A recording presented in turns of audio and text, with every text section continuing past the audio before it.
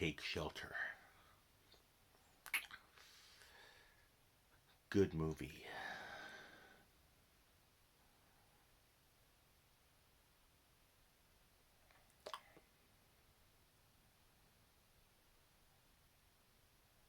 That's my Michael Shannon impression for Take Shelter. Yeah.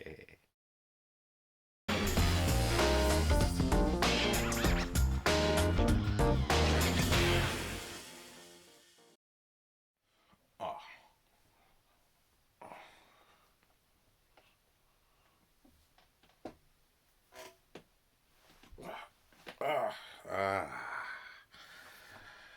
Finally cracked that part. Aloha, nerds, and welcome back to the Salawag's Why It's Great Gut Reaction, where I watch things and react from the gut. On this show, I review things that I've recently watched, and I tend to get a little bit technical, get on a little more boring, the filmmaker point of view, what may be boring to a general audience member, but to me is interesting because I consider myself a filmmaker. I like watching bonus features. I like watching the interviews of the filmmakers whenever I can for something I enjoy. I've forgotten way more than I'll ever say to anyone, but the knowledge that these people give, I find fascinating. But for this gut reaction aspect, this gut reaction side podcast to Why It's Great. For the gut reaction, I don't always have that information on hand, and I might just be sort of analyzing just based on what I'm watching. If I feel it's strong enough to talk about, that's kind of what I'll talk about. So that's kind of the dealio with this show. If you've been watching, thank you very much. You're too generous with your time. Seriously, Kind of Funny is right there. Kind of Funny is right there. Just go watch them. They're actually entertaining. But over here, I like to get a little nerdy sometimes. I like to get a little boring. But this is actually going to be a shorter one because I've watched a couple movies and I just kind of want to recommend them to you. I'm recommending one of them to you. And then the other, we'll see exactly what my determination is. I haven't decided what I'm telling you about that one yet. So, anyway, first up, I want to talk about Take Shelter.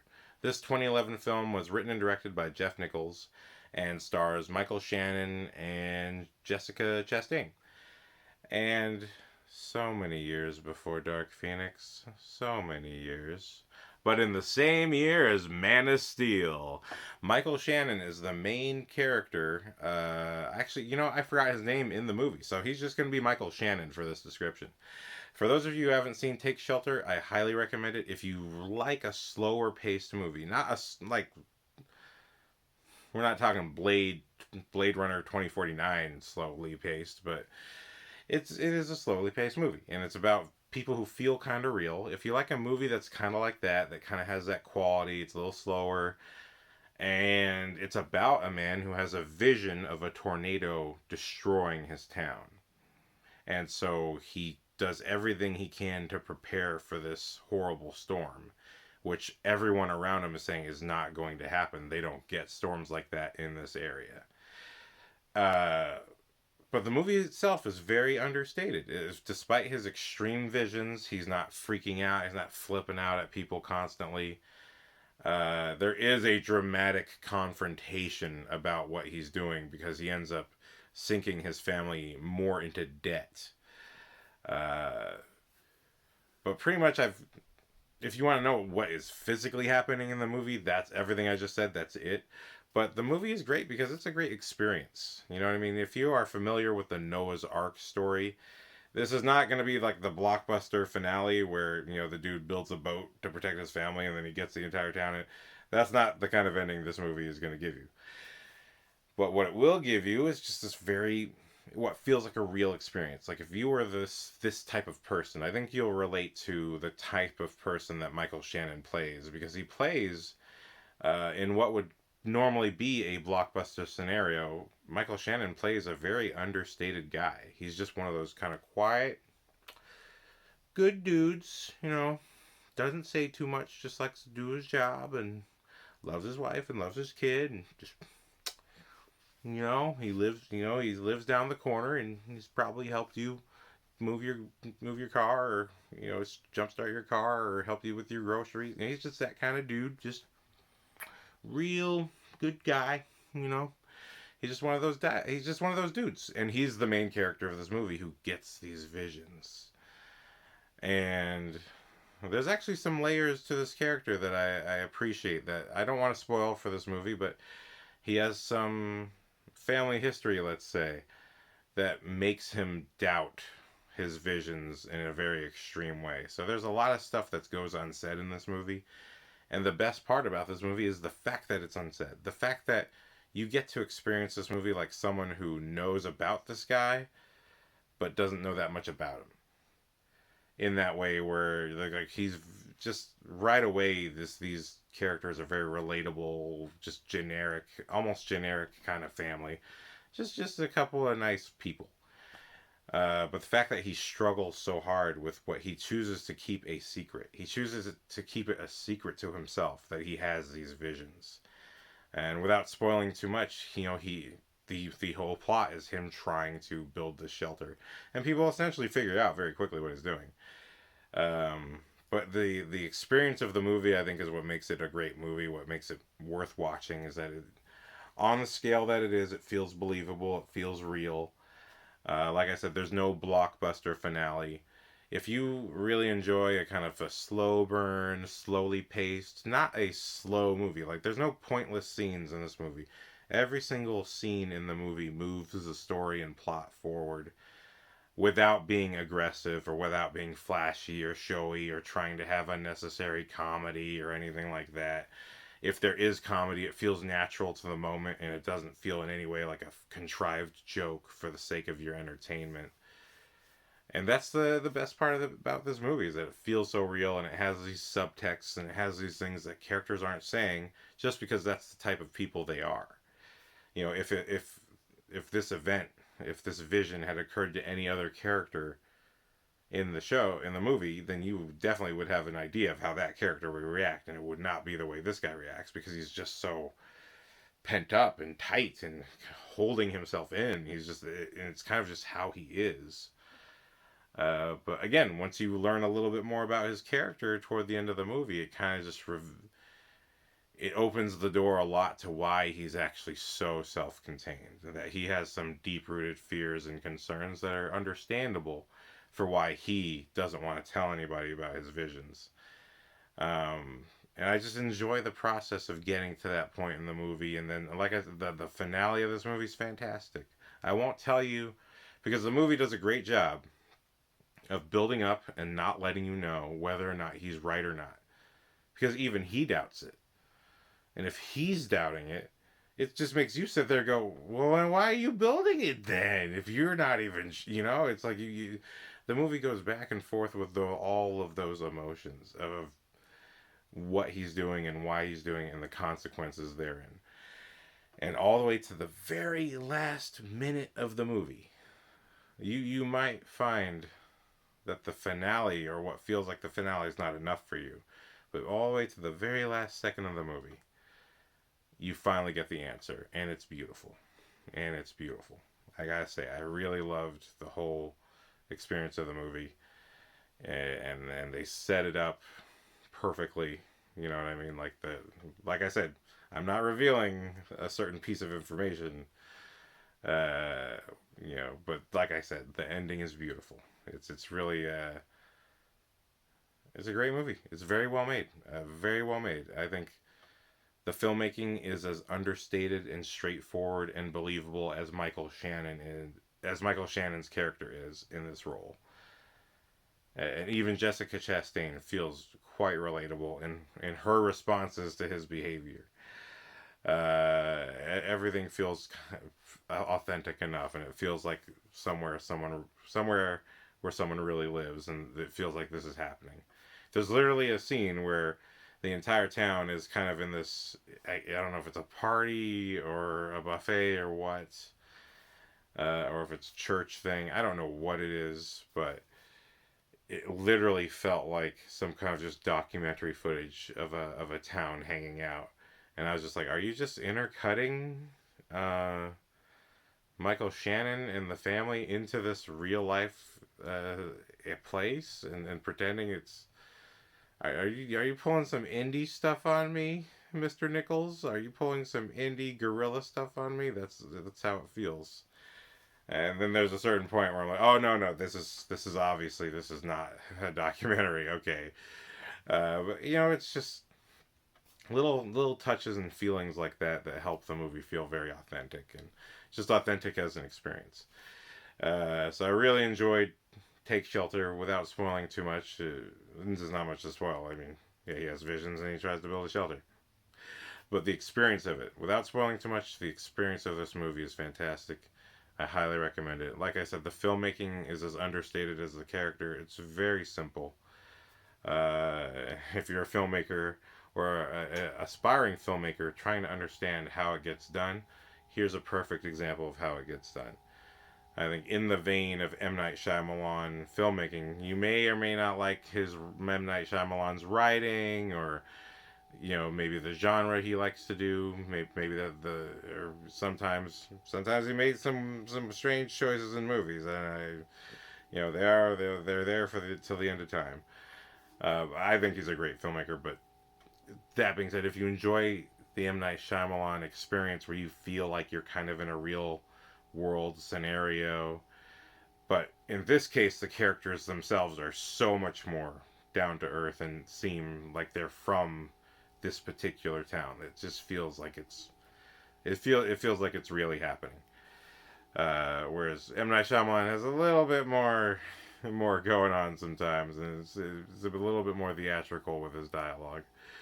But this feels very real. It feels very raw, and I appreciated that part of the experience for Take Shelter. And interestingly enough, this movie came out in 2011. That's the same exact year as for Jessica Chastain, Interstellar, and for Michael Shannon, Man of Steel. So that, honestly, it was part of the tension for me. I didn't know that this movie came out the same year as Man of Steel. But I just looked that up before doing this video.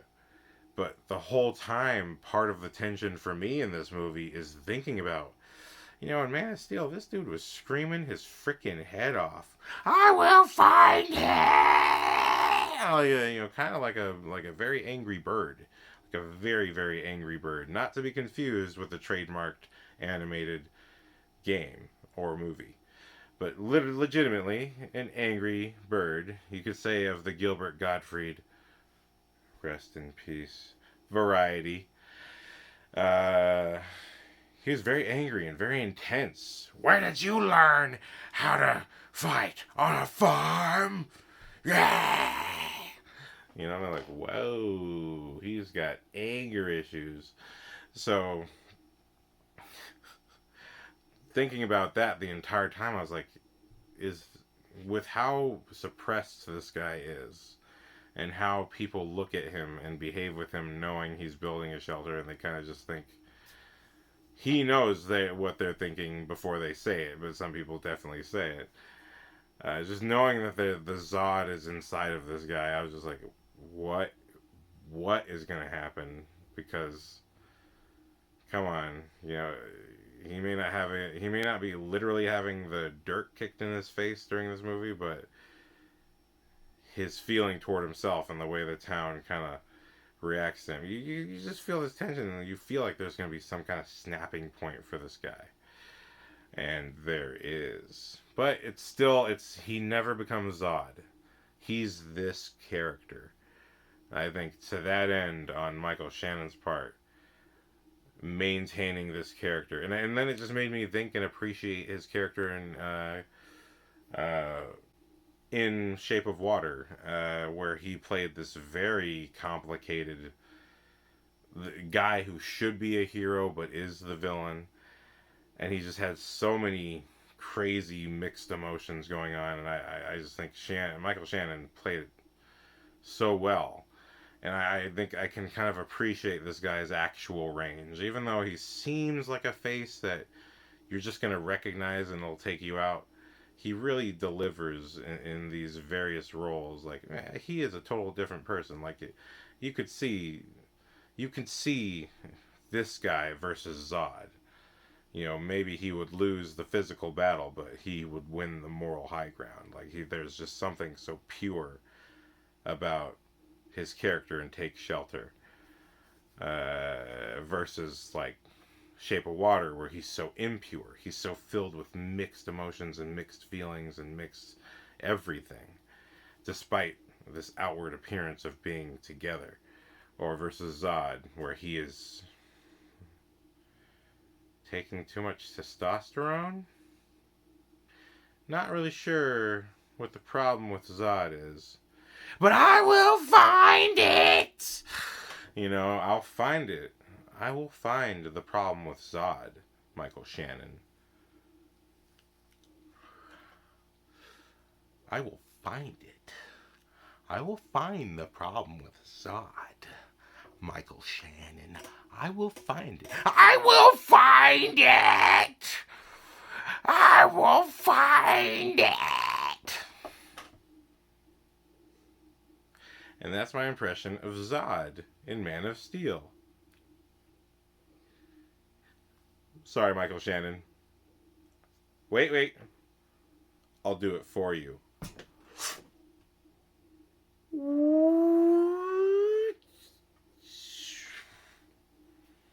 Too soon. I'm so sorry.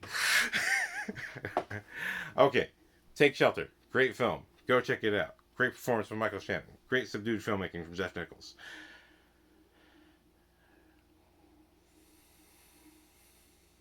I don't know. I'm not recommending this movie to you. But if you want my gut reaction, I also watched Swiss Army Man recently. Swiss Army Man came out in 2016. Written and directed by Daniel Kwan and Daniel Scheinert, who also just wrote and directed this what seems to be a hit, Everything Everywhere All at Once. This movie featuring Michelle Yeoh, and apparently she's connecting with the multiverse in some kind of way. It seems to be a very entertaining movie. I've heard a lot of great things about it. Haven't seen it yet. But if that's a selling point for this movie, then I would say set your phasers to stun. Okay? Let's bring them expectations down a little bit. Okay? I'm not saying the quality of the filmmaking is bad. But let's just say this, okay? That's the highlight I'm going to say about this movie. That, hey, the same guys who made Swiss Army Man made Everything Everywhere All at Once. Yeah. And that's all you're going to get, because I'm technically not recommending this movie. This is going to be a first why it's great gut reaction, not positive reaction. And I'll give you the positives up front, just to be consistent with what the show is supposed to be. This is supposed to be the positive, hey, I'm only talking about it because I like it show. So, okay, the positives of Swiss Army Man is, on a technical level, it's very well made. Fantastic cinematography. Fantastic costumes. The writing does have a structure and does have a unique voice, and is in every way building up a very meaningful story for guys, for dudes. It is a coming of age story. Oh, I wish I hadn't used that word. It's a coming of age story. There I go again. It's about a boy growing into a man through the lens of a person who's already a man. But he's been stranded in this scenario on what appears to be an island at first, and then he comes up, there I go again. And he discovers Daniel Radcliffe's corpse. It's not Daniel Radcliffe, the character, but Daniel Radcliffe plays the corpse. And this corpse has amazing farts that can propel the corpse great distances. So, and that's just one of the many powers of this corpse. And hence Swiss Army Man, because Paul Dano uses everything he can do with Daniel Radcliffe's superpowered corpse, which has super farts and is somehow invincible to everything, but also sort of decaying at the same time. It's very weird. It's very weird. I don't understand why in some stories things that are dead are just invincible. Because technically, when they're dead, they're actually the more vulnerable than any other time because their DNA is no longer regenerating itself. But okay.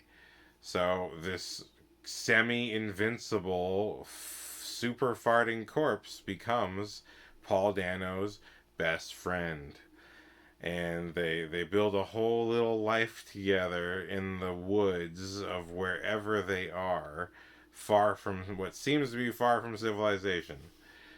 And wow, that's the most positive I can get about this movie. Because this movie, having said all that, just has weird stuff in it. Okay? Okay? Let me spoil some of this for you. If you are interested in this movie based on what I've said, I warn you, this is one. This movie makes some choices involving sexual body parts, private parts. I mean, I'm not saying you see any body parts of the private sexual nature, but what you do see is enough to quit the movie. It was a bit much for me. I was just like, this is not how I want to think about Daniel Radcliffe. I know that's why you picked the movie. I know that's why you picked the movie, okay? I know. That's why you picked this movie, Daniel Radcliffe. You wanted that palate cleanser. You're like, bro, I need people to stop seeing Harry Potter when they see me. I mean, Woman in Black was a good movie. Like, people won't watch it because they don't want to see it. I'm not Harry Potter anymore. So you did Swiss Army Man. Because you're like, after this, they ain't going to think about Harry Potter. And you were right. But you're also wrong because I still think about Harry Potter. Now you're just also Swiss Army Man. Thank you, Daniel Radcliffe. You were actually perfect in the role. Uh, like I said, very, very well produced picture.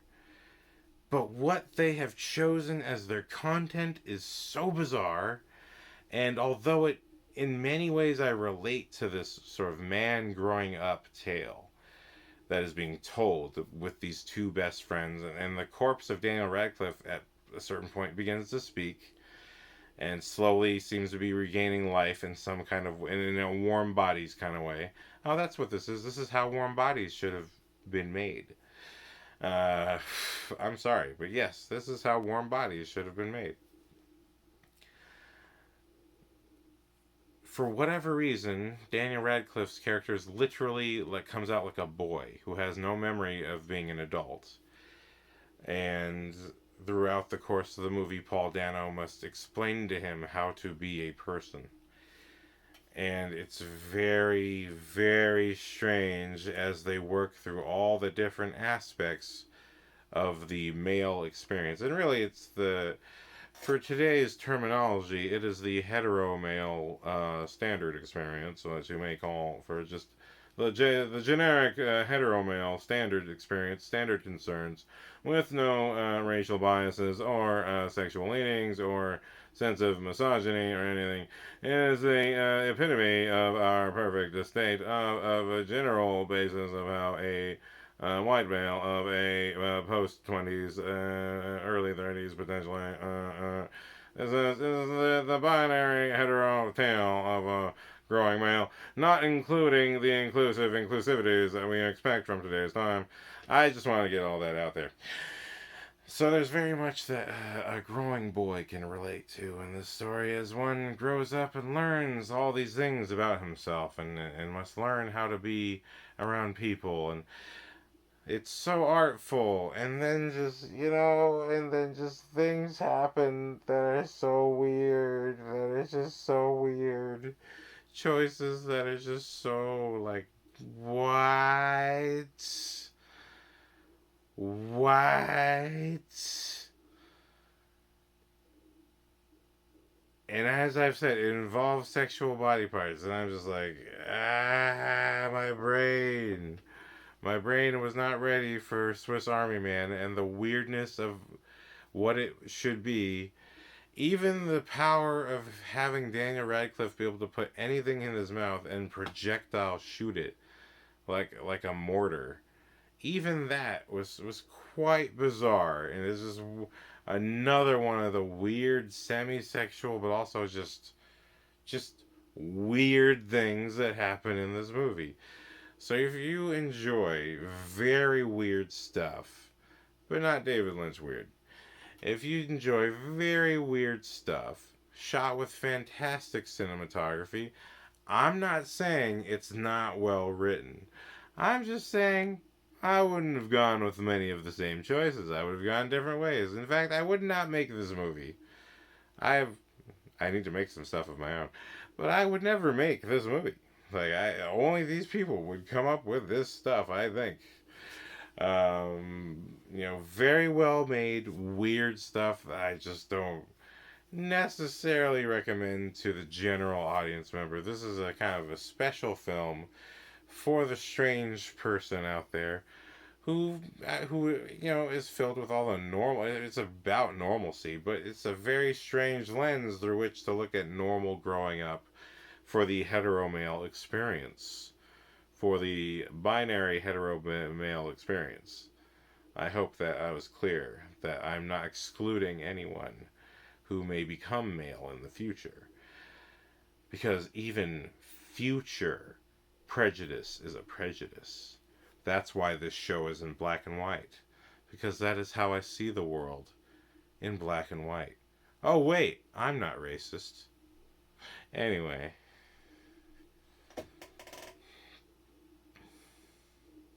I'm not recommending Swiss Army Man to you, but I've heard great things about Everything Everywhere All at Once, so maybe go see that and skip Swiss Army Man. Who knows? I don't know. I haven't seen everything, but I'm a little nervous to watch that now that I've put two and two together. Why'd I have to see Swiss Army Man first? Why'd I have to see Swiss Army Man first? Why couldn't I have seen Everything Everywhere All at Once and it's just been mind blown, and then go watch this and go, oh, I can see all the genius that came. No, I saw Swiss Army Man first. You know? Wow. Wow. Swiss Army Man fills me with so many mixed emotions. Wow. Okay, and that's all I had to say for my gut reaction today. Oh, also, I started a show from starring Harold Perrineau as the main character, and a cavalcade of castmates who I feel very conflicted about in terms of whether they're the right person for the role. On Amazon Prime, they have the first 3 episodes up now. I'm not going to get Epics, so I'm waiting for Amazon Prime. Come on, Prime. Give me the show. Give me the show. I'm not getting Epics. Give me the show, Prime. Give me the show, Prime. Anyway, so I cannot wait to see more of From. I've watched about 4 episodes. From is a show about people in a town who at night must lock and close all their windows and doors and hold some kind of religious or some kind of important totem in front of their windows in order to ward off evil that comes for them at night. And I gotta say, for the first 4 episodes are very interesting. It's a very cool show. It's in the vein of Silent Hill a little bit, and it's very much like Walking Dead and Lost in terms of experience. It's like Lost through the lens of Walking Dead, because a lot of walking and talking, and people being trapped in a town, very much like Lost, except it's not an island, it's a town. I'm recommending From to you. Check out From. It's much, much better than Swiss Army Man. It's entertaininger, it's gooder, and it doesn't have very bizarre, sexually confusing moments. Very, very non-binary moments, which I'm not saying it's bad to have non-binary moments, But I think it's bad to have non-binary moments with a fucking corpse. That's all I'm gonna say. I am spoiling that moment. There's a very non-binary moment with that fucking corpse. And what the fuck, dude? Swiss Army Man is just bizarre. It's just bizarre. Don't watch that shit unless you're a freaking weirdo, bro. I am so sorry, Jeff Nichols.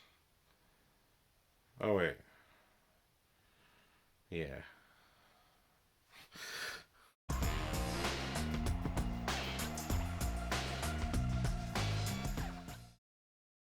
I will find your twister, Laura. I'll find that twister. I will find the twister! I will find the twister! I will find the twister! I will find it! I'll find the twister, Laura. I'll find the twister.